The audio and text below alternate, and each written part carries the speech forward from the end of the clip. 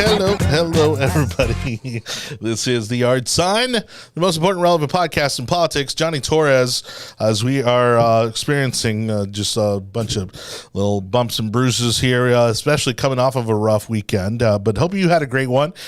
This is the most important relevant podcast in politics. We've got a great but familiar cast for you tonight and lots of amazing topics, including our countdown to Election Day. 23 days away. All right. So if you haven't donated to a campaign, whether that be your time, your money, your resources, you still have a little over 2 weeks to do so.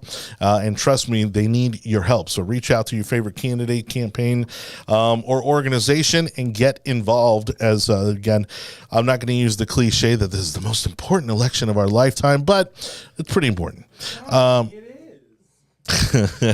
All right, let's run down the rest of our topics. Tulsi Gabbard needs a home. If anyone's looking, she's out on the prowl for a new political party after leaving the Democrats. And is AFT dead? It'll be our local topic, as here in Hillsborough County, the All for Transportation ballot measure failed before Election Day. It was struck down by the courts once again, and it just won't go away. So we'll talk about why it died and how it's probably going to be a zombie at this point, because it's going to come back at some point. Also, racist Democrats continued as they said the quiet part out loud over in LA County, California, and a councilwoman having to resign over some inappropriate comments she made about a fellow council member. And it's pretty interesting to kind of break down what's going on over there. So we'll definitely be doing that. That being said, over to the big table is Anibal David Cabrera and Nate Ginter. Hello, fellas. Our table is the exact same size as yours. It doesn't have to be big. That's very true. That's so can I call it the big boy table? Or? That's even. I'm okay with that, actually. You know what? No, you know what that was? That was a microcalorie shame. That is what that was. I don't think I didn't catch that, Johnny. Well, I told you that in confidence that I had a problem that someone shamed me at dinner, Dr. Leo, and because of that, I was so offended. And now the whole world knows. Now I have never been shamed out of 1,500 calories so quickly in my life. Wow. At that point, I'd be like, I'll take the water thing. No, I still drank. It was just 2,000 calories in drinks. Could you imagine? Yes, easily. No, that's not hard at all. That's actually not very difficult to do. Yeah. All right. So.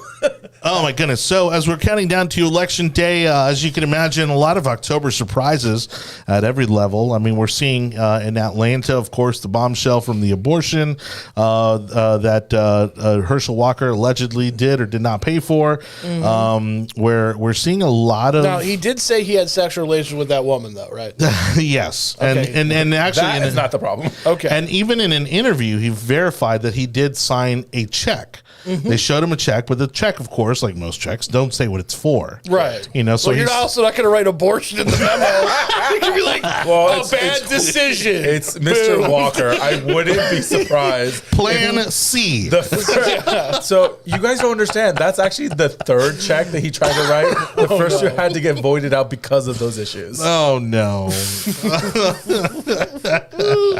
This is for not 18 years of headaches. Cool. Anti-baby mama drama check. Yeah.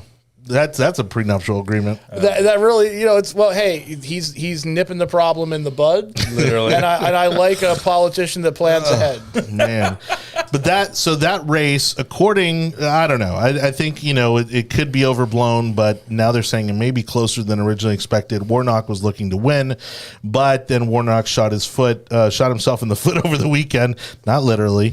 I was going to say, since Dick Cheney, I always have to make sure. Wait, no, he didn't really shoot himself in the foot. You never know. You never know. Figuratively. When Darth Vader,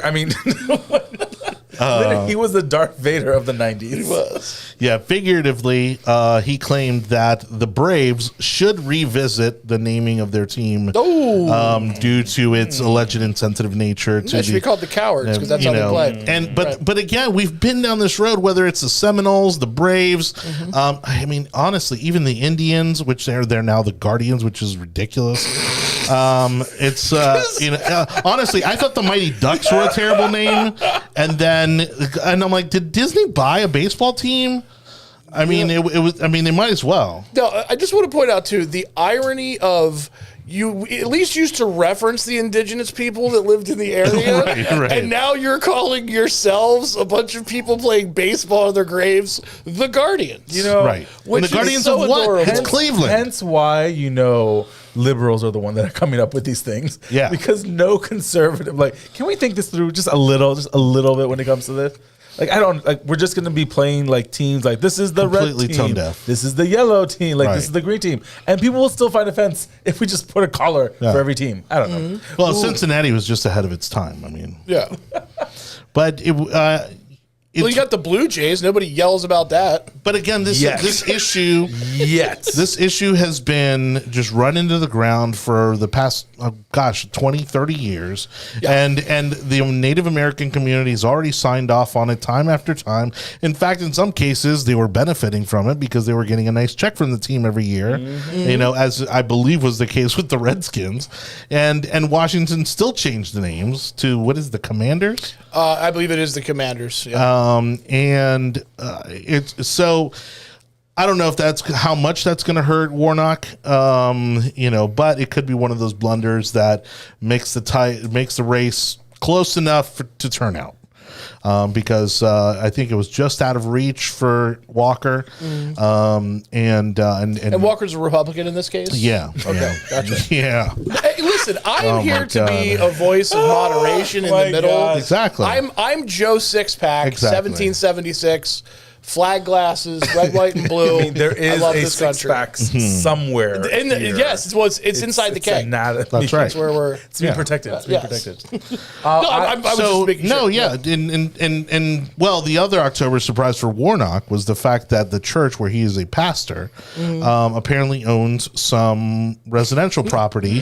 Former plantations? Is that what it is? Oh my God, I was going to be so excited. Almost as bad. Almost as bad. They were good. apartments that they were evicting people from, and this is like low income housing. Yeah, and apparently they were. What did they think people should pay rent? It was right. Yeah. Then, I mean. Tenements, as Kimberly Davis is putting in the comments. Right. Oh, tenements. We have a comment section now? I'm trying to find that still. Well, listen, if you make the houses too nice, then the poor people want to stay there forever, and I don't support that. What we talked about offline cannot be talked about right now.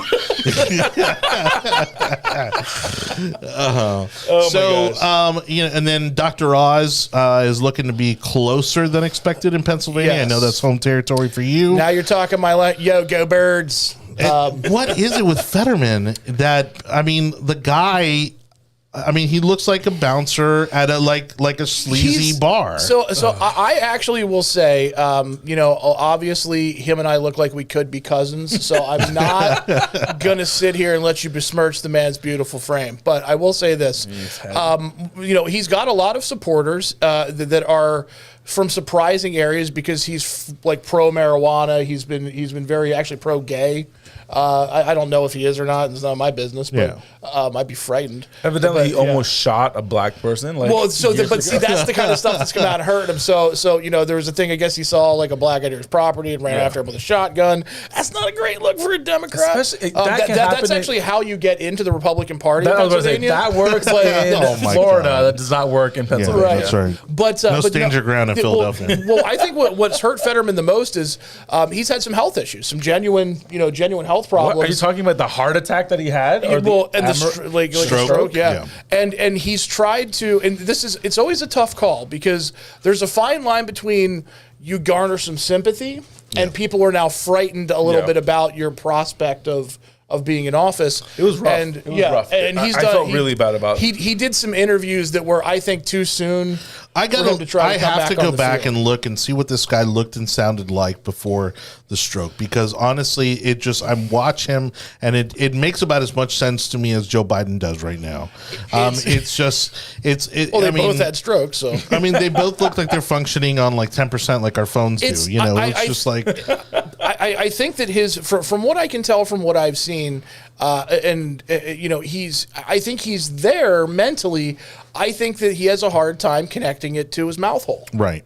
And that's a problem for a guy that speaks a lot. And okay, I get the stroke thing, but the thing is that even again, even in written, because there has been some controversy lately over an interview that apparently he gave, but it was written, and they didn't say that they were actually using somebody to dictate what he was saying, and so there's all that going on. But I still don't see, like, because apparently he was lieutenant governor. Yeah, he was lieutenant governor, and then now running for. But I just don't see it, right? Like I don't see the policy. I don't see, and maybe because people are just focusing on the fact that he's always in a hoodie. Yeah. So it's a funny thing because you've got this guy who looks like one of the extras from Sons of Anarchy on one side, and then you've got but he's wealthy. Dr. Oz on the other side. That's a ridiculous election. Yeah. On the outset. Well, and they're both about I don't know equally wealthy, but they're both wealthy. Oh yeah. But he comes from a family of money, right? The Fettermans, they've got money, and again, I don't hold that against anybody where they come from, and he also had taken really strong, made a lot of public statements during the election and the post-election, sort of, whatever you want to call it. Kerfuffle is the way I describe it, but maybe that's a little soft. But he was very big on like going in, and he was a big physical imposing dude, and was like screaming at people. Actually got removed by the Senate. Was screaming at them like, "You need to certify this stuff. Let's go!" And like basically threatening them, and they were like, "Get out." He's a little intimidating. Yes, but I'm saying he's a big personality. But that was also before the stroke. So now, I feel hearing stories of what he was when he was lieutenant governor, and before then, you could definitely tell that there has been a change. There has definitely been a change. The way he speaks, the way he carries himself, and it's almost to the point that it's a different person. And I think people are getting a little uncomfortable with the idea that they might not be able to know who this person is that's running for senator. And then when you had the CNBC or CNN reporter, I might be wrong, that did the last interview, that they had to use a teleprompter. Well, that's what I was talking about. Yeah, and that was the issue. Like him not having the ability to see or even to hear what she was saying and needing, that's one thing. For him to be able to have to read it to then be able to comprehend what was being discussed, that's a whole different conversation. And I do agree. I think it's too soon for him to be out and about, and it's causing people to really worry. Yeah. But it also shows you how divided we truly are. And I was listening to a radio show discussing this, how polarized we are, that even in those circumstances, when you see someone that is, whether you think it's Fetterman or Herschel Walker or Joe Biden, where you see that maybe they are mentally unfit for office, how people are still going to vote for them regardless because of their partisan allegiance. Well, I'll tell you, it's a true story straight out of PA. And this is in no way about anybody that I'm directly related to, but it totally is. Like total Oprah head, loves all kinds of hippy dippy medicine stuff, lifelong liberal, loved Dr. Oz. As soon as he ran as a Republican, this guy's an idiot. Right. Well, how many times did you try to sell me on dumb herbal Dr. Oz recipes? Like over the course of the last 15 years, and being like, have you seen acai berries? And then all of a sudden it's like, yeah, I just don't think abortion's a great idea. He's an idiot. So like, it's most people are polarized, and it's it just in general, as we're talking about election follow-up coverage, I think much like in PA, which is a very close battleground state, a lot of times it's about 2.5% of the population. Right? Can I get 2.5 to vote for me that don't vote for my opponent? That's a 5% swing. Like Anibal and I always say, you don't have to win the demo, you just have to move the needle just enough. Right. Exactly. And that's the beauty of how our democracy really is. At the end of the day, that's all you're really focusing on, is that 1 or 2% that to be able to move it. So in this particular race, what we have in Pennsylvania, they do show that Fetterman has somewhat of a lead. However, it's so inside the margin that it does not matter. Some are 2, 3 at the most. They all have him up by a few points. But at the end of the day, the Republicans only need to pick up one Democrat But seat. Republicans are still more fired up in general than the Democrats are. The Democrat women are fired up over the abortion issue. Yes. Oh yeah, and you've had Democrat women cross the aisle, over the issue. Right. Now, whether they're going to make enough of an impact, to counteract the Republican turnout, that's going to be the tricky part. I mean, Arizona's another toss-up where again, Rick Scott, along with the the NRSC, the NRCC, and I think the RGA. Sorry, let me go ahead and unravel those. I was like, do you have a stroke? You went really fast. I did not. The National Republican Congressional Committee, the National Republican Senatorial Committee, and the Republican Governors Association are going to do like a national tour to these kind of swing races, or races that we could possibly win to try to shore up again some momentum here in the last couple weeks. I think that could help. Rick Scott again. People always tend to underestimate him, and he's far more strategic politician than people give him credit for, and so it's going to be very interesting to see if that pays off. Do you think, like in a place like Pennsylvania, like Rick Scott coming to talk has any effect whatsoever? Not him. It's I mean, he's the head of the NRSC. Sure. And so in other words, the head of fundraising for Senate Republicans. And he's done a Schnapple job. And so the it's more about the other headliners. Sure. And so you get the other senators that are popular, and other political figures that are popular to show up and rally, kind of like Governor DeSantis is doing tomorrow morning. For those of you watching us live here, Monday, October 17th, he's going to be having a rally in Tampa, in Town and Country, and there's going to be some big names there. Yeah, it's going to be a really big event, but to wrap up this conversation that we're having, there are 5 states that people are looking at the Senate races at the moment: Ohio, Georgia, Pennsylvania, Arizona, and Nevada. Of those 5, we need to keep Ohio, and we just need to pick up one of the Georgia, Pennsylvania, Arizona, and Nevada. I think it's Nevada that's going to be the most surprising night because no one's talking about it. Yeah. Everyone is just thinking that it's not that big of a deal. The Republican at the moment is leading 42-41, even though there is a big spread. Nevada was surprising because the labor bosses that were in, because Vegas, basically it's Vegas. Yeah. If you can swing Vegas or reduce the votes around, you're able to switch baby, Vegas. They are much more willing to vote Republican than Democrat from the labor unions. That even though the labor unions are telling them to vote one way, they will not vote that way. Georgia, I think, all these revelations have caused too many problems for that position. So I don't think Walker is going to take it. Even his son is throwing him under the bus. Yeah. So I think it's too much to recover from. A lot of baggage, yeah. A lot of baggage. Pennsylvania is a toss-up. I think Oz might get it just because people are now seeing a lot more problems. So I wouldn't be surprised because originally it was 11-point lead that he had over Oz. It's down to 3. But I think what they should learn from the Georgia election is that even if Walker doesn't pull it off, is that we could be competitive in Georgia. Correct. In at least for that seat. The thing is, like, with the right candidate, no one did a background check. Someone should have done a background check. No, and apparently he's been a lot to deal with. Yes. Arizona, we're probably going to lose that. Mark Kelly has a 7-point lead at the moment, and in Ohio we still have a 2-point lead. So we are doing pretty good. Again, this is 23 days out. We still have a lot of politicking to do. Yep. And the way the wave is starting to flow is showing that Republicans are going to take more seats in the House, and will probably take 1 to 2 seats in the Senate. So it will be a 52-48. Yeah, I think here in Florida, Rubio's safe. The governor's safe. I mean, there are people that have literally been on Governor Chris or Congressman Chris, whatever his title is right now.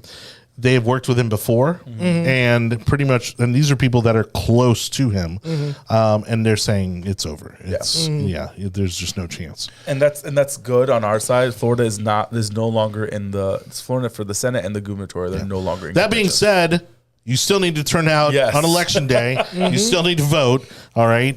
These are projections based on the people who typically come out and vote. Even though Hillsborough is not going to go for the governor, every Republican, every independent needs to go at least vote so that we're able to do our part in the statewide races. And also, convince your friends to change their vote, because if you convince 1 out of 20 of them, you've like swung the election. Yeah. Right. Yeah. You know, So, pay them if you have to. I don't officially advise that, but I would just say that's illegal. That's illegal. Oh, don't pay them. That's illegal. No, that's what I was saying. No, I'm sorry. There's I a got disclaimer that's Don't- happening right here. Don't pay somewhere them. right here. So just put the disclaimer. Yeah, out and for definitely don't promise them benefits, because that would be like paying them, Like right? pizza and beer and. Well, you know, and speaking of changing votes, we've also got Tulsi Gabbard, who recently announced that she is leaving the Democratic Party. She aligned this announcement, which, again, we've seen coming for the past 2 years, along with an announcement that she's going to be doing a show or podcast of some kind. And so that was a great kind of news item to kind of hook everybody in there. She continues to be very vocal. She's on all the news networks out there, continuing to opine on the different policies. What? Good Lord, man. You literally have a microphone right in front of you. I'm going to shut you off over there. Oh my God, I'm not even going to. Anibal was just opening Oh, up my a package of, was it a Cliff Bar? I don't know what you're talking about, sir. What was Well, it, extra crinkly You're flavor? in the penalty box. I turned off your mic for violation of show protocols. Before we get into Tulsi Gabbard's topic, I just want to remind you and send out a huge thank you to Concerned Veterans for America. We're going to get an update from them in just a few minutes. Better known as CVA, they're a nonpartisan, non-for-profit organization known as the Voice for Veterans for Freedom and Prosperity. CVA works to hold the VA accountable by promoting policy changes that ensure better healthcare outcomes for veterans and encourages our elected officials to keep America's promise to those who have served our nation. To learn more about how you can get involved with Concerned Veterans for America and stand for freedom, American freedom and prosperity, contact our friend David Houston, who we'll be hearing from in just a moment, at dhouston@cv4a.org. You can also check out their website, cv4a.org. Follow them on Twitter, Facebook. Look up Concerned Veterans Florida or Concerned Veterans for America Florida. And as I said, we've got a great update from David coming up in just a few minutes. So Tulsi Gabbard, again, I believe, was very strategically taken out in this election, as you know, they of course forced everyone to get in line behind Joe Biden. You know, she's someone that notoriously knocked out Kamala Harris, took her out in one of the early debates. I think she's kind of the total package. You know, she looks the part, she sounds the part, knows her stuff. She's a veteran. You know, I think the only really downside to her candidacy was the fact that she comes from Hawaii, which obviously a very small electorate. I think that she come from a bigger state, you know, with more power, more influence. Who gets elected from Hawaii? You know, I think, you know, she would have she would have gone a little bit farther, or maybe just wouldn't have been taken out the way that they kind of took her out. They literally, I mean, at one point just ignored that she even existed. Oh, for sure. In They were Democrat primary. They were getting other people that were below her, underneath her with the percentage Right on, and she's like, they're not even letting me talk. They knew she was the threat. Yes, and the way she took out the current sitting vice president is phenomenal, to the point to where she got knocked out before even her state was able to vote for her, which is the craziest part. What I don't understand is, why wouldn't they have given her the VP slot? You know what I mean? She was the stronger candidate. Because she was the more. She's not black. Well, that I actually don't think that was as important as. She's not what I call like a Shiite Democrat. She's not on that fringe, crazy. No, that's a real term. Yeah, it wasn't far. She wasn't progressive enough. Yeah. So she's not an ultra progressive. She's somebody who is for certain progressive ideals, but also has some conservative values that are great.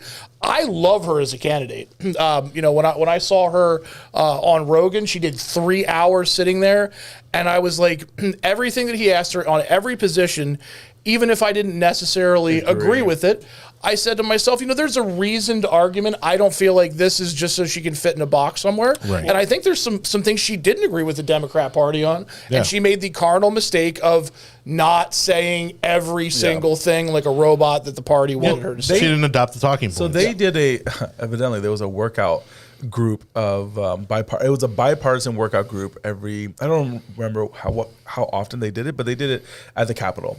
And this group of not like bipartisan people would work out and they would talk and everything else. And they were saying like they would purposely sign each other's bills knowing that, look, I know who you are. I know what the bill's about. You gave it to me with enough time so I can support it and we could do something bipartisan.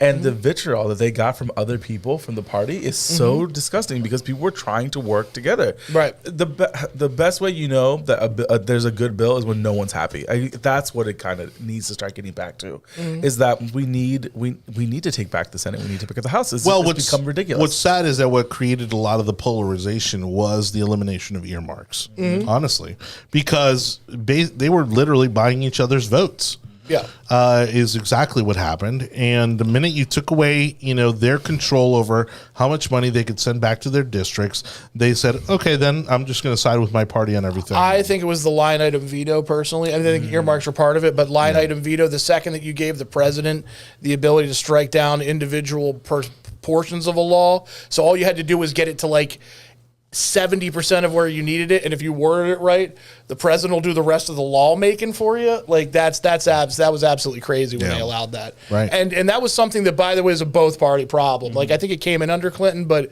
it was not something that was.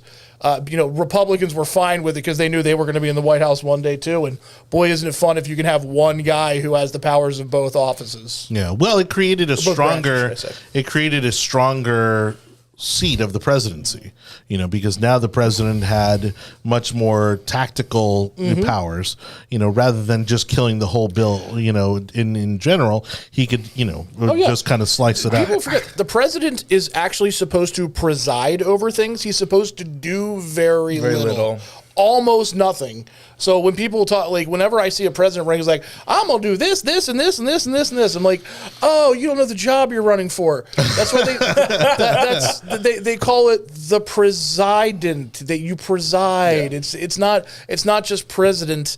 It's presiding over things. Well, people always forget when you have the State of the Union, it's the president going to the two cabinets and asking them, hey, this is what I would like for you guys to focus on this cycle. Does it mean it gets done? No, it doesn't mean at all it's going to get done.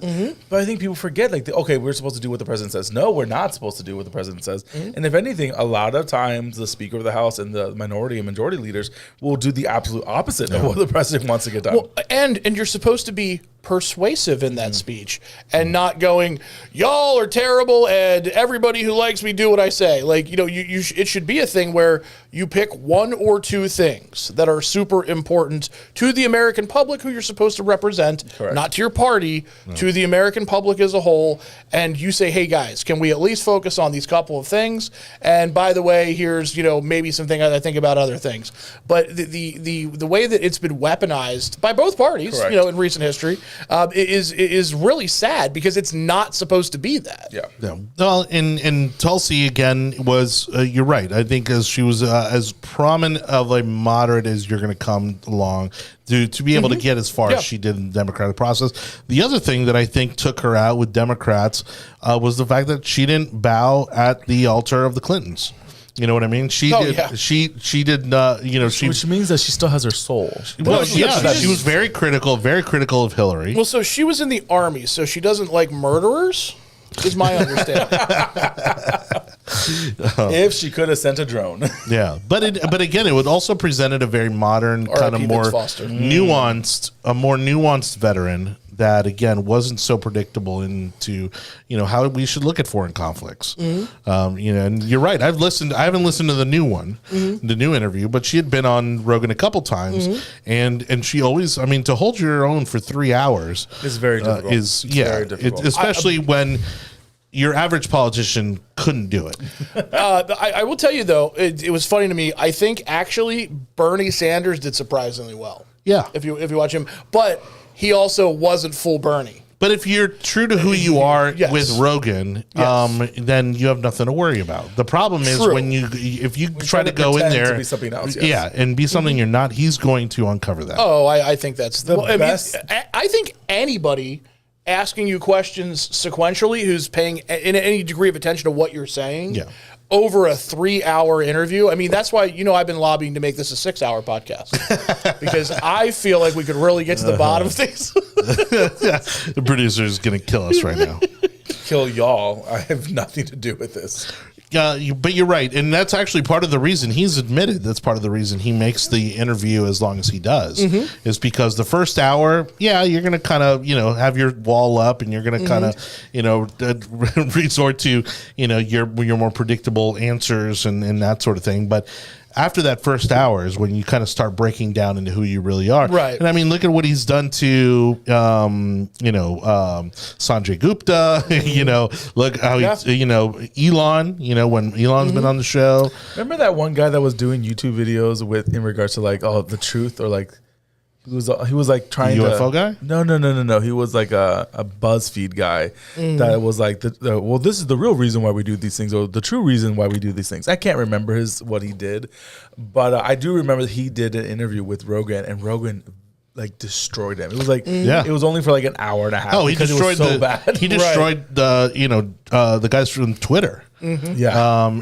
Jack Dorsey. Dorsey did okay, but Dorsey did okay, but because he didn't really have to answer for what he just kept pointing the finger at the people that he ultimately brought on that then got eviscerated, and they were like, we don't have when you can't go further down that chain because they couldn't answer anything because the truth is that their moderation was based on discretionary criterion. Yeah. So and what are you going to do? Blame the owner of the company sitting right next to you? Discretionary criterion. And here's the thing: there are people that I am sure there were great people and continue to be, because by the way, this problem has gotten 0% better.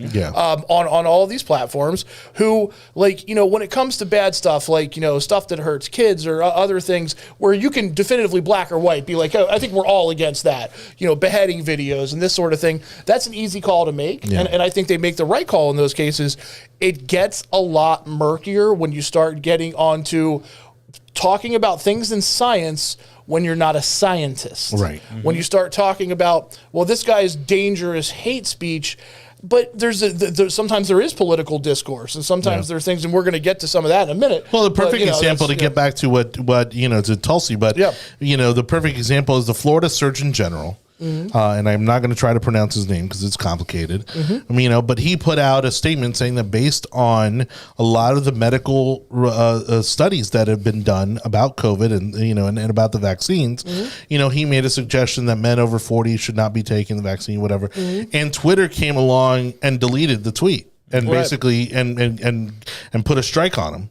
Right. And this is the Florida Surgeon General, who graduated from Harvard, I think Harvard and Yale, and he was also a medical professor at some other major university. Well, it also becomes a problem when you can go back to people and criterion that they were using. So when you were saying, COVID vaccines don't stop the transmission of COVID at all. Right. And people were being like, that's anti-vax hatred and, that you're spreading medical disinformation. And then you got the president of Pfizer when he's under oath in front of Congress testifying, oh, no, we in fact never did test COVID properties for transmission. Well, the only reason they didn't was because they know it didn't do anything. So anybody who said that there was medical evidence at the time that said that it did prevent transmission was wrong, because the very people who made the drug never even tested it. So there's a lot of stuff now that when you hear it in the news and when it becomes, that's the danger of censorship, is that when it becomes popular, when it reaches a critical mass where, we think democracy is great in all things, it's not. So if public, or we'll say journalistic general opinion, hits 51% on something and they call it science, and then you start silencing the other voices, that pendulum can never swing back over the other way. Yeah, and the problem is our journalism entities or media outlets have simply just become messengers of the left, and they just regurgitate everything that they're told, by the White House and by Democrats and liberal entities all over the globe. Well, middle of the road Nate here, but I'll say I think there's some of that on the right side too. There's definitely, but there's a difference there's a difference between looking at outlets like the Wall Street Journal, the Washington Post, sure, these centuries old platforms, and then talking about the Daily Wire and Ben Shapiro and and these sure, known conservative outlets, right? Sure. Because they're not trying to hide who they are. Correct. Meanwhile, you've got CNN, the Washington Post, the New York Times all hiding behind journalistic integrity, claiming to espouse the truth. We've never talked about this, but do you consider Fox News to be like CNN in that respect? Oh, absolutely. Okay. That's why I'm just always curious. I don't watch any of the news cable networks. Yeah. No, I was just curious because there's a lot, like I hear a lot of people, on both, like, basically, a lot of people I know that are, CNN primary that will say, well, Fox News is this. And I'm like, well, yeah, you're right. They are that. And so is CNN. And then when you ask them about like, well, do you think CNN's like that? And they'll be like, a little bit, but not really. I'm like, so that's what Republicans think about Fox News. Don Lemon was the principal person of what made you get upset about CNN. After they got rid of Cuomo, after they got rid of, now they've got rid of a lot of people actually on that side. They're trying to get back to where the original was. However, it gets so frustrating because as a Republican, it's almost like I usually use the same example as being a Christian. People are going to look at you 10 times more because they know that you have some kind of values, and they're going to, if you slip up 1 second, it's going to go downhill from there. Right. Yeah. And I think that's what happens with Fox News. They're going to Christian calorie shame. Yes, Christian. That's what it is. It's become such a thing that people are so upset, and I don't know where we're going to get around it. Even with inside the parties themselves, they're getting so upset because the parties themselves are trying to break each other apart. And again, this happens every 50, 60 years. This isn't the first time it's been this divisive. This is like the fourth or fifth time not at all. when the parties realign themselves with different positions. I heard we fought some kind of war last time. It got real divisive. Why do we have to go there? No, because you are right though. The reason I make that joke is because every time that there's a fair amount of movement, or you hear famously like when Ronald Reagan moved from being a Democrat to a Republican, you're like, the parties, all these things they're tearing themselves apart. I'm like, not comparatively to what was going on in history, and it's an evolution of things, and also. I mean, honestly, would it be the worst thing in the world if we got a third party? Are there days? Are there days where I would kind of wish they'd bring duels back? Yeah, we don't have police. I bought a cane. We don't have police shooting protesters in the middle of like Cambridge, right? College. Yeah. Those things. Yeah, you don't even have police there anymore. I know. No, again, it's the perception that things are worse now because we're so inundated with the amount of media that comes out of anything political or any kind of news item. It's everything is so sensationalized to the hilt that we're just overwhelmed with it. We're just inundated with it. And you're not hearing it through like some weird like 10-second radio, but I was like, hey, something weird happened in Cambridge. Anyway, back to our program. Like, there's no like you now have live video footage of everything and all this stuff. So yeah, I agree. I think it's but that's the thing, and even when it comes down to like NPR, I do listen to NPR. But are they liberal leaning? Absolutely. How many times do I roll my eyes when I'm listening to NPR? Yes, multiple times, but I still need to listen to it. I still need to hear it. I mean, Melissa Harris Perry, who was literally an MSNBC host, is now one of the hosts on one of their most popular programs. It's so frustrating. It's so frustrating. And does what's her name? She does the she's one of the longest running shows on NPR. I'm forgetting her name now. Terry. Oh my goodness. Anyways, does she ever interview a conservative or a Republican? Never. But anyway, so Tulsi, is she going to go Republican? Honestly, if she wants to run for office again, I think that's her only angle. Because that just is what the game is. The independent vote just never materializes during the election cycle. She could win, maybe go governor of Hawaii as an independent. Yeah. You may be able to run something like that. State level, yes. Yeah. For sure, she could stay independent. But okay, here's a great, yes or no question. But wait, once you've been in Congress, the thing is also your choices are so limited. It's like Senate and president. That's it. Will we ever see an independent president?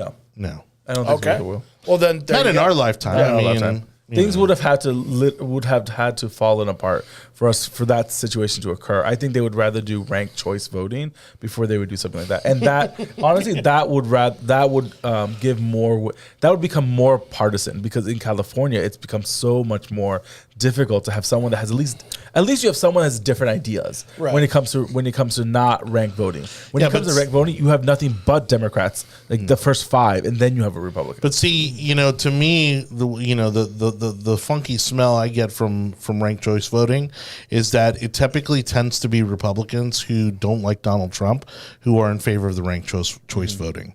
And it's because I think they want to destroy and rebuild a party without Donald Trump. That being said, I think that's incredibly short-sighted. Donald Trump, if he wins another election, he'll have his, 4 years in office and then move on and smash him. Honestly, this all could have been resolved if you just get. In 10 years, nobody's going to care about Donald Trump anymore, and they'll be obsessed with somebody else. DeSantis is going to smash him in the Republican primary. That's not true. You don't think so? No. Okay. Well, that's not true. The liberal media is trying to create that environment. They're trying, they're trying to create a rift between DeSantis and Trump. The problem is they're buddies, and I don't think that it's actually there. You don't think that's going to come? You think he's going to duck at the last minute and let Trump? I would rather see Trump be king. Oh no, Trump's already. I mean, DeSantis has already said, that as long as Donald Trump runs, he's not going to run. He's already stepped aside, and I don't see him going back on that, because honestly, there's no. I think what Anibal said was wrong too. I think it's going to be Trump is kingmaker all the way. DeSantis is going to step in. Could you imagine? Could you imagine? Again, unless something prevents Trump from legally running again, which they're trying. Yeah, I mean he's going to run again, and DeSantis will run in 8 years. Well, and Trump has the Caesar's paradox, which is like, as long as he wins elections, they can't put him in jail. So he has the added incentive, whether he even wants to or not, of it making his life easier at this point to be president. Y'all could have got rid of him after 4 years. Now we have to deal with him for 8 years. Like, that is the issue that they've created. Okay. Johnny, take us home. Well, not only that, I mean, now the latest drama is Roger Stone and Trump have had a falling out because who apparently would have thought? Roger Stone wanted another pardon. Who would have thought? Just keep your shirt on. You gotta. Yeah. Well, I mean, fine. It's a phenomenal tattoo. You have to admit you've made a lot of bad life choices when you need 2 presidential pardons. That's true. I think you got to revisit some of your life choices at that point. But hey, life well spent. Ladies and gentlemen, thank you so much for watching. Just a couple of things. One, don't forget to check out our friends over at Community Patriots. That's community-patriots.com. They're an amazing grassroots organization helping Republicans get elected. They're also helping our fellow Floridians down in Southwest Florida get their lives back together. Excuse me one second. And they are a constitutionally founded organization. They support constitutionally founded candidates, and they are out there walking for candidates, knocking doors, making phone calls, raising money. And they also could use your support. If you're unsure of what campaign to join or how to join a campaign, go to community-patriots.com, join one of their meetings here in Hillsborough or Pinellas County, or you can start your own chapter if you're somewhere else in the state or in the country. Reach out to Jeff or Kim, and they'd be happy to get you up and running. Also, we're now, I think we're going to try to check in with David Houston, who may be ready to go with an update from Concerned Veterans for America. David, what's going on, buddy?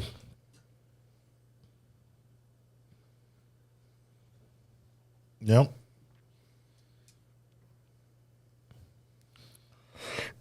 Excuse me. No, not working. Okay. All right. We'll try to get that figured out and get an update from David here soon. But again, also make sure you can check out Concerned Veterans for America at CV4. That's the number 4a.org.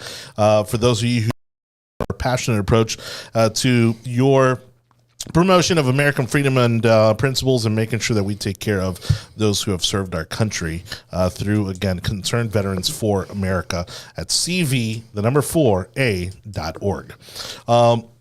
As we start to bring in tonight's show into our final topics, we go local, as All for Transportation died before it even got off the ground. And ironically, for a transportation ballot measure. I see what you Excuse me. Oh, look at that. And the funds are here to stay. Yes. Well, this is now the second time that they have put this ballot measure on the ballot. They did this 2 years ago.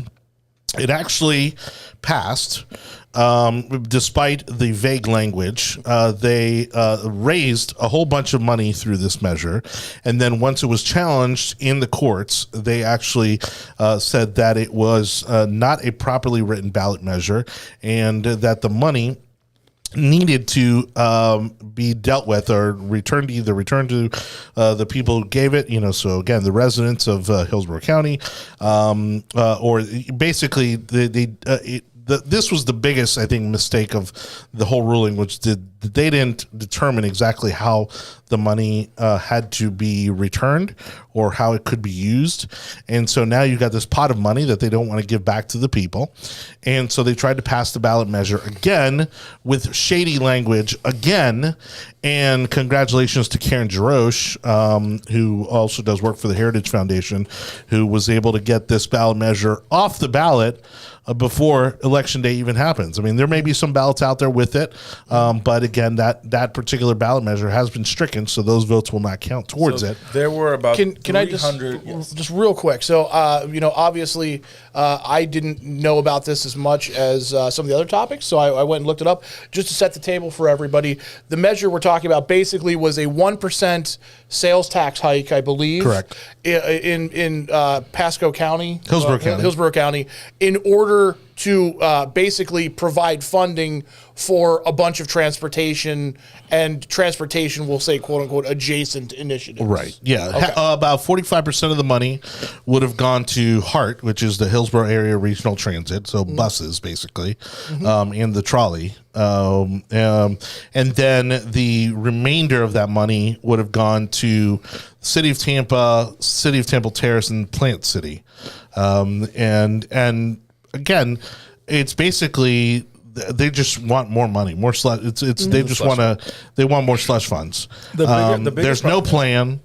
There's nothing to hold them accountable to in terms of how they would improve transportation. Yeah, the first time around, they were actually going to have a unelected board of individuals make the decisions of where the funds were supposed to be spent, which that caused a huge problem because that's unconstitutional. And actually, our really good friend Bob Emerson was the one that and with Stacey White were the ones that actually pushed that initiative to ensure that they were able to overthrow that, which was funny because I actually sat in the hearings for this past Thursday or Friday when we had the additional review on the county commission, and Stacey White was there. Stacey was like, look, you guys can try to pass it again, but we're going to probably stop it again because you guys did the exact same thing that caused the problem the first time. Right.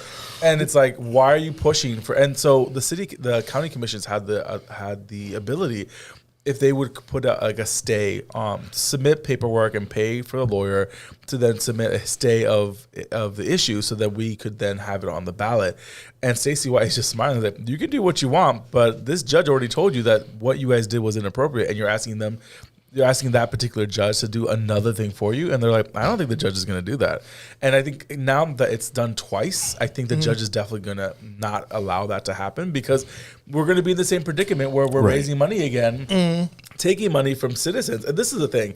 It was so annoying to see certain county commissioners talk about how that, these funds are just sitting in somewhere that we could have been using. And I'm like, no, you've already misused those funds. You've stolen the money. I don't want to say stolen because they kind of did and kind of have not, because it's just sitting in an escrow account where they can't touch it. No one can touch it because no one knows what to do with it. They know what to do with it. And the problem is they don't want to do what they have to do with it. They don't want to do anything which is to find a way to give it back to the taxpayers in this It's going to cost more than they collected is the problem. It won't cost more than they collected to submit the stuff back to it. Do a gas tax or do a toll suspension or something. I think that might be the easier way, is just reduce gas prices in the region. But again, I don't know if that's even legal either.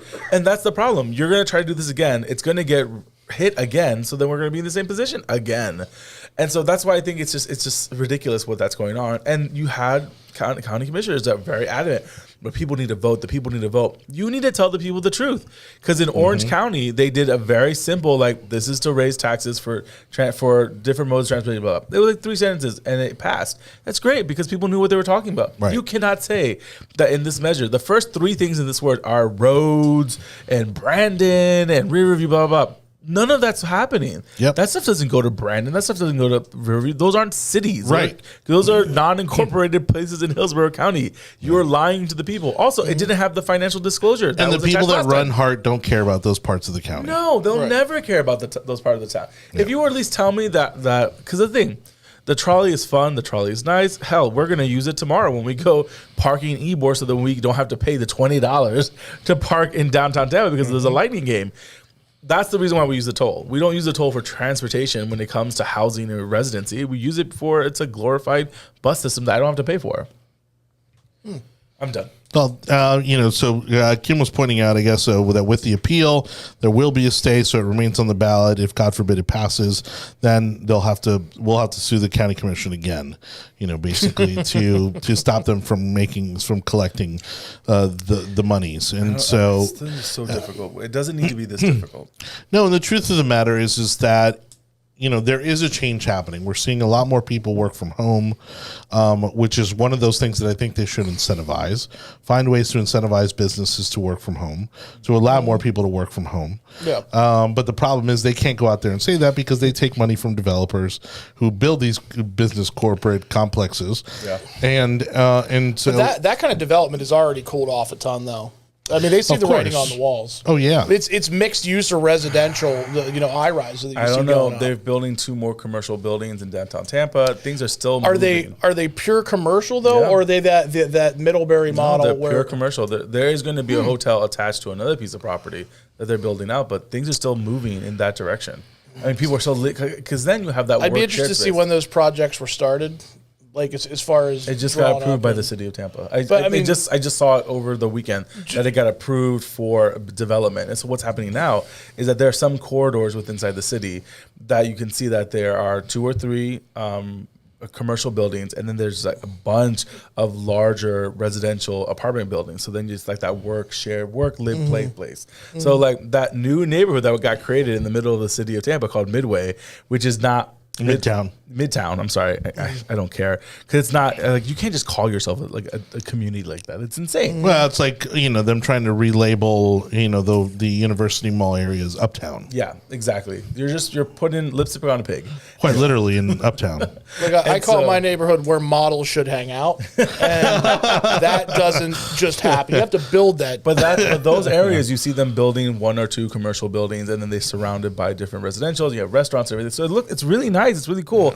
But I can tell you right now, not one native Tampanian lives in that new created district. No. It's all Northerners. It's all people from Miami. It's everyone that's living high and that wants to pay $3,000 for a 500 square foot studio apartment. Yeah, right. But it screams it though. Yes. I mean, when you talk about the fact that the Whole Foods moved in there, there's REI, there's Shake Shack, which I've yet to go to. Right. Which again, if you're from Florida, I cannot, because I'm just gonna be shamed with calories. Most people from Florida don't go to any of those things.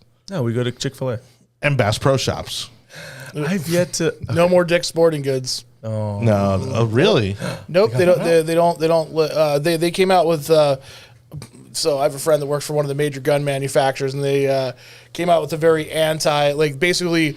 We don't want to sell guns. We think they're bad. I thought you meant they were closing or something. Oh, no. They should close. I think they are closing in Citrus Park. I think they closed their Citrus Park location. There's nothing happening there. I will say, though, I need to go to the Bass Pro Shop in Brandon, because evidently there's a steakhouse in there, and it's amazing. It is. Yes. There is, yes. Yes, we all should go. Let me know, dude. I'm in. We should go. Yeah, absolutely. Okay. We'll talk about this later. Oh, we're only like 10 minutes away from it. Yeah, but you have to go home.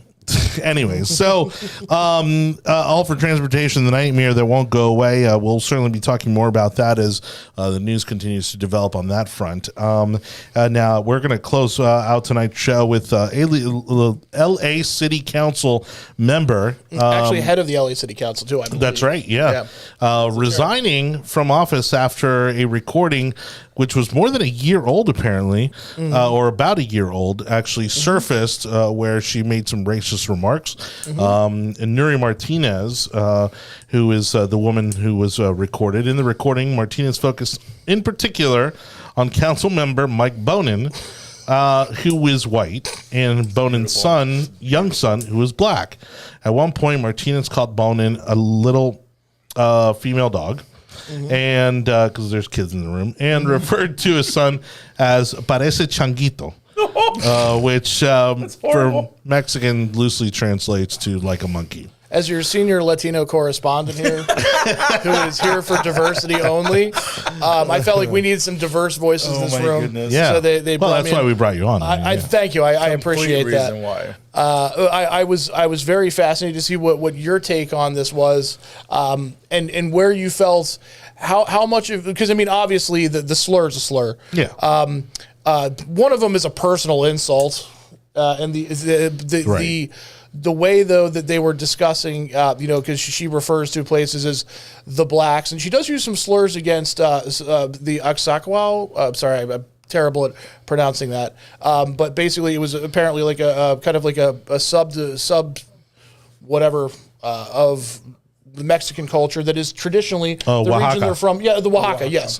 That's exactly what I said. Thank you for seconding me on that. That are traditionally a little smaller and a little bit darker than some of the other regions of Mexico. Honestly, as most native peoples from Central and South America. I mean, they're typically of shorter stature, darker skin. Right.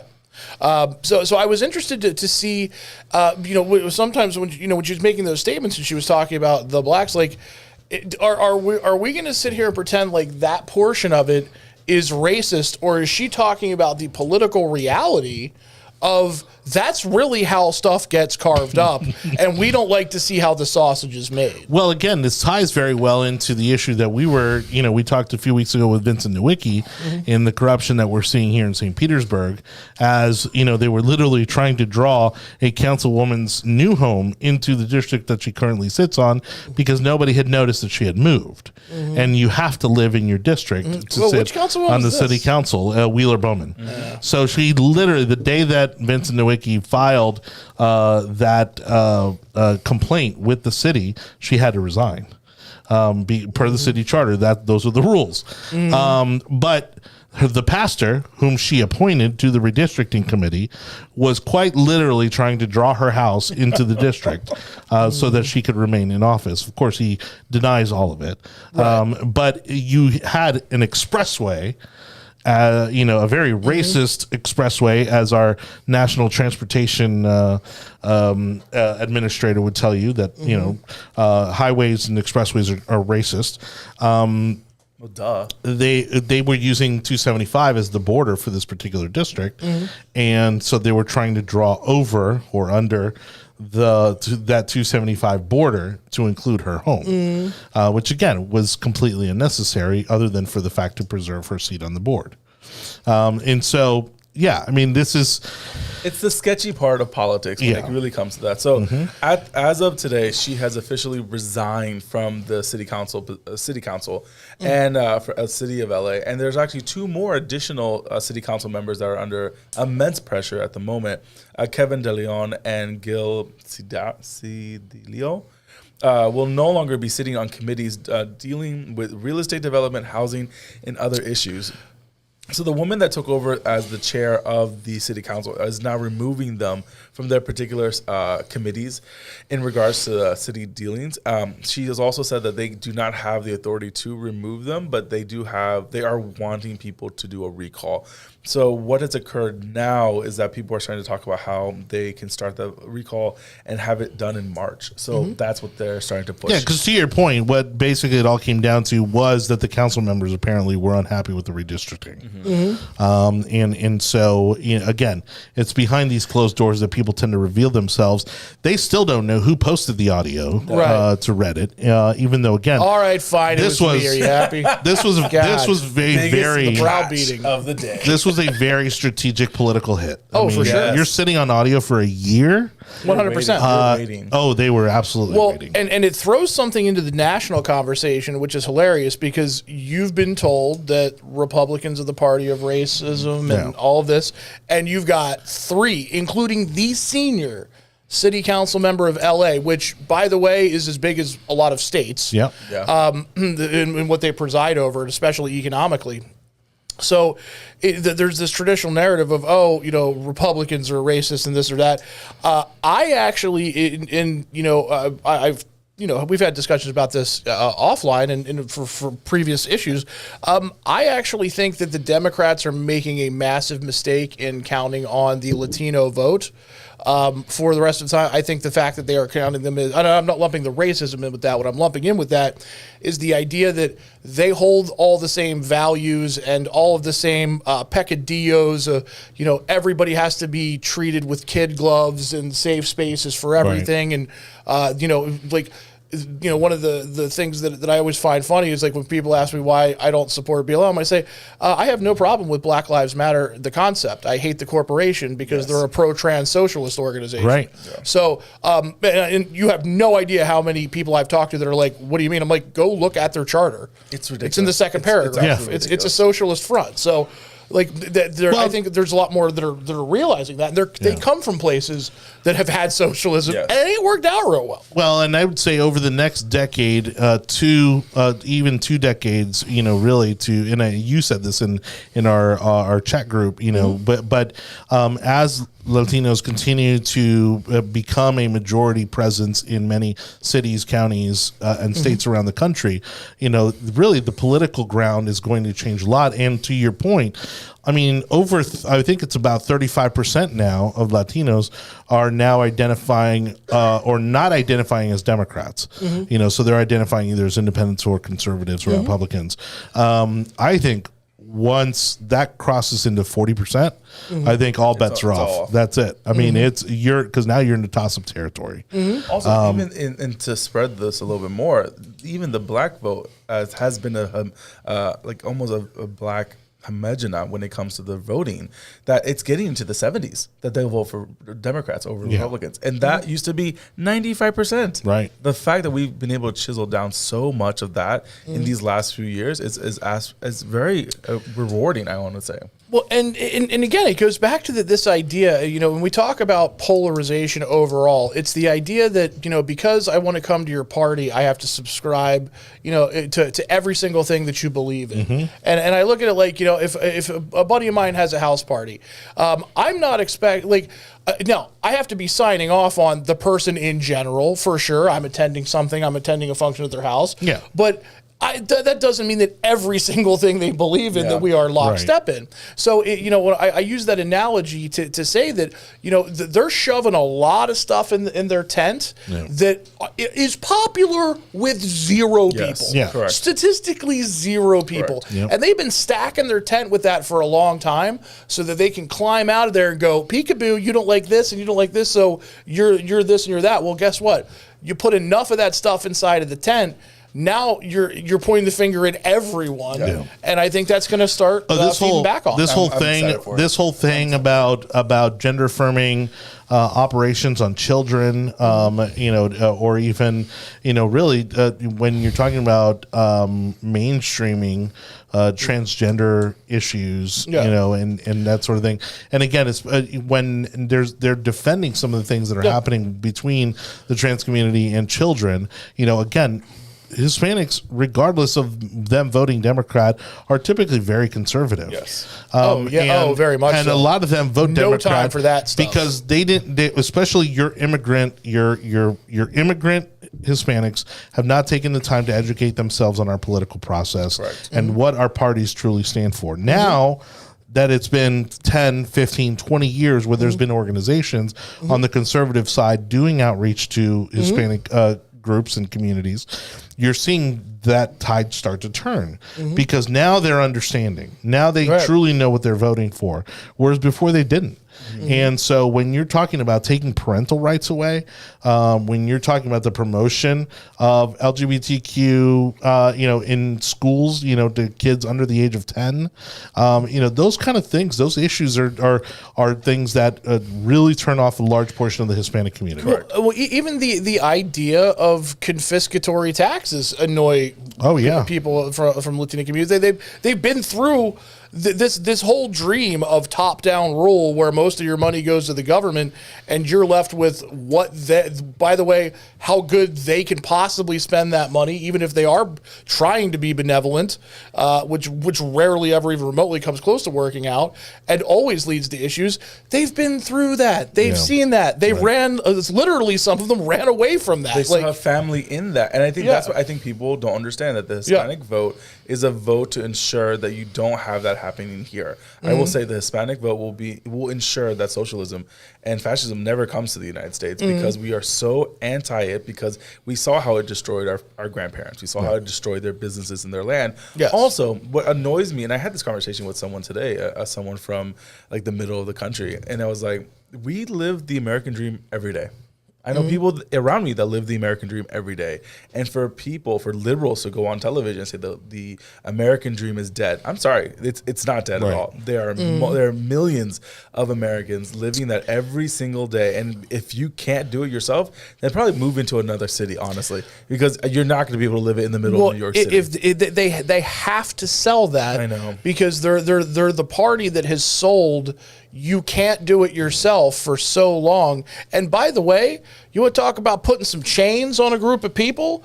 How about start by telling them that they can't achieve something in this society because it's racist against them? Meanwhile, you're surrounded by people from their demographic who have completely done it themselves. And I think I just had an epiphany. Like the people that are probably surrounding that person, yes, none of them are happy with their jobs. They're not happy with their marriages. They're not happy with their lifestyles and everything else. And me leaving church on Sunday, going to my parents' house, saying hi to them, going to a baby's one birthday party, and there's like 20, 30, 40 people there. It's happiness. These people have homes, they have jobs, they have white collar jobs, they worked up in their jobs. I saw, and it's not just Hispanics in the household. It was multiple generations of multiple different ethnicities. And I was like, this is the American dream. We're able to watch the Bucks lose and still celebrate a baby's 1 year old birthday. Exactly. Well, and look, I mean, they're obviously never going to own up to it or hold their own people accountable, but this continues to prove that there is just as much racism on the Democrat side, even among Latinos, as there is on the Republican side. We've had this conversation. Latinos are just as racist as everyone else is. Oh yeah. Watch the Weather Channel on Telemundo and ask me about racism. One of my favorite things to tell people is when they go, it's just impossible to get ahead these days. I go, I 100% agree with you. It's impossible for you to get ahead. That's definitely true. That's a very good one. Kim Davis said that we have the ability and the legal requirement to draw a protected Latino school board district, and the two Latinas said no thanks. I bet you if you told me who they were, I could tell you exactly that they're probably not as Latina as they claim to be. Okay, because that's the other issue. We have a lot of elected officials here who like to use last names like Cruz, when they are not Cruz. And barely Hispanic to begin with, and look, I mean, the truth is that as families assimilate, the culture is lost, progressively over generations. And so some of these people, in even some cases where they do have a Hispanic last name, they are no longer connected to the culture.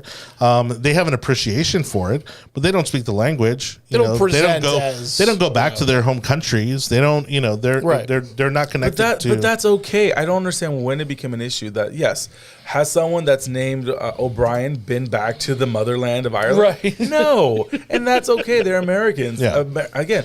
But it's when they use it, yes. When they use it for political gain and for others is when it becomes a problem. Yeah. I will say this. The Hispanics in the last 40 years have done very good assimilating into society, opening their businesses, expanding their families, and marrying out. And it grows. And so I go to a Bible study that out of the 10 couples, half of them are of mixed race. And it's beautiful. No one's talking about it. The only time we ever realize it is when someone from outside looks in and you're like, oh, wow, this is weird. Like, no, it's not. It's beautiful. In 2022, it should, I mean, really? I mean, it's weird. I mean, it's like, come on now. And the person that said it was weird was a Democrat. Well, then, yeah, there you go. Bueno, mi gente. I'd love to see their genealogy chart. Oh, there was probably a tree with something hanging on it. So that's what it is. All right, everybody. It is Democrats. time to wrap it up. Thank you to Anibal, David Cabrera, Nate Ginter for joining us. Again, lots to talk about. Plenty more that we left on the table, but we'll be back next Monday night at 7 o'clock. Thank you so much, everybody, for watching. Don't forget to subscribe to the audio version of this very podcast on your favorite platforms, or as I like to say, over the tech overlords at Google, Apple, Spotify, Audible, Amazon, iHeartRadio, Odyssey, and Samsung podcast platforms. Good night, everybody. We'll see you back here next week, Monday night, 7 o'clock. Bye-bye. Bang.